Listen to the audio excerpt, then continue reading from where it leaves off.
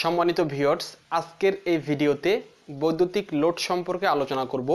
আমাদের বাসাবাড়িতে বা ইন্ডাস্ট্রিয়াল সেক্টরে, ইলেকট্রিক্যাল বা ইলেকট্রনিক সেক্টরের যে সকল অ্যাপ্লায়েন্স বা ডিভাইস ব্যবহার করা হয়, এই সবগুলোকে লোড বলা হয়। আজকের এই ভিডিওটি না টেনে পুরোপুরি দেখলে আশা করি লোড কাকে বলে, লোড কত প্রকার ও কী কী, এবং কোন ধরনের লোড কোথায় ব্যবহার করা হয় এ নিয়ে আপনাদের আর কোনো কনফিউশন থাকবে না।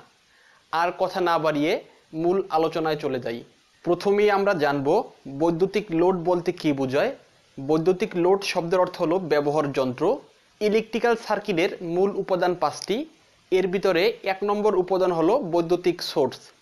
এই সোর্স হিসাবে ব্যাটারি ও জেনারেটর ব্যবহার করা হয়। এই বৈদ্যুতিক সোর্স থেকে আসা বিদ্যুৎ শক্তি সার্কিটের যে অংশে ব্যবহার হয় তাকেই বৈদ্যুতিক লোড বলা হয়।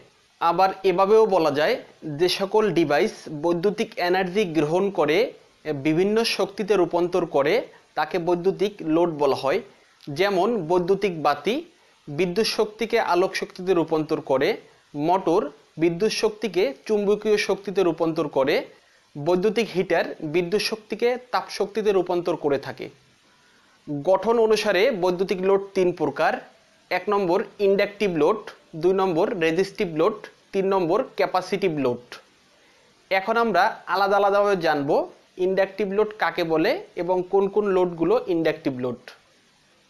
যে সকল লোডের ভিতরে কয়েল আছে এবং ম্যাগনেটিক ফিল্ডের সাহায্যে কাজ সম্পাদন করে থাকে তাদেরকে ইন্ডাকটিভ লোড বলা হয়।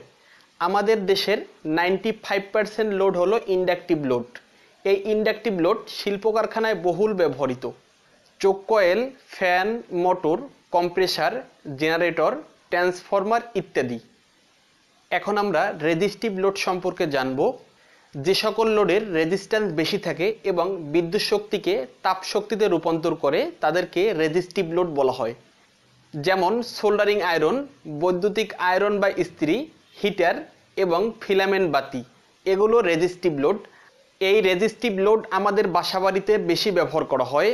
এজন্যই আমাদের বাসাবাড়িতে পাওয়ার ফ্যাক্টরের মান সবসময় একক থাকে, ইউনিটি পাওয়ার ফ্যাক্টর দেয়। এখন আমরা জানব ক্যাপাসিটিভ লোড সম্পর্কে। যে সকল লোডে ভোল্টেজ কারেন্টের চেয়ে 90 ডিগ্রি এগিয়ে থাকে তাদেরকে ক্যাপাসিটিভ লোড বলা হয়। যেমন ক্যাপাসিটর বা কন্ডেন্সার এবং ক্যাপাসিটর ব্যাংক।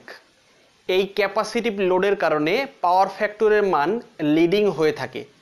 বিদ্যুৎ গ্রহণ ক্ষমতা অনুযায়ী বৈদ্যুতিক লোড আবার 2 প্রকার।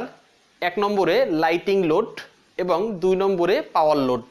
যে সকল লোডের বিদ্যুৎ গ্রহণ করার ক্ষমতা কম তাদেরকে লাইটিং লোড বলা হয়, যেমন লাইট, ফ্যান, মোবাইল ইত্যাদি। আর পাওয়ার লোড, যে সকল লোডের বিদ্যুৎ গ্রহণ করার ক্ষমতা বেশি তাদেরকে পাওয়ার লোড বলা হয়, যেমন motor, AC, fridge, rice cooker, বৈদ্যুতিক আয়রন ইত্যাদি। এছাড়া পাওয়ার সিস্টেমে বৈদ্যুতিক লোডকে বিভিন্ন ভাগে ভাগ করা হয়। 1 নম্বরে বাসাবাড়ির লোড, 2 নম্বরে বাণিজ্যিক লোড, 3 নম্বরে ইন্ডাস্ট্রিয়াল লোড, 4 নম্বরে সেচভিত্তিক লোড, 5 নম্বরে পৌর লোড, 6 নম্বরে ট্রাকশন লোড। সম্মানিত ভিউয়ার্স, আশা করি বৈদ্যুতিক লোড সম্পর্কে ডিটেলস ধারণা পেয়েছেন। ভিডিওটি কেমন লাগলো কমেন্টে অবশ্যই জানাবেন।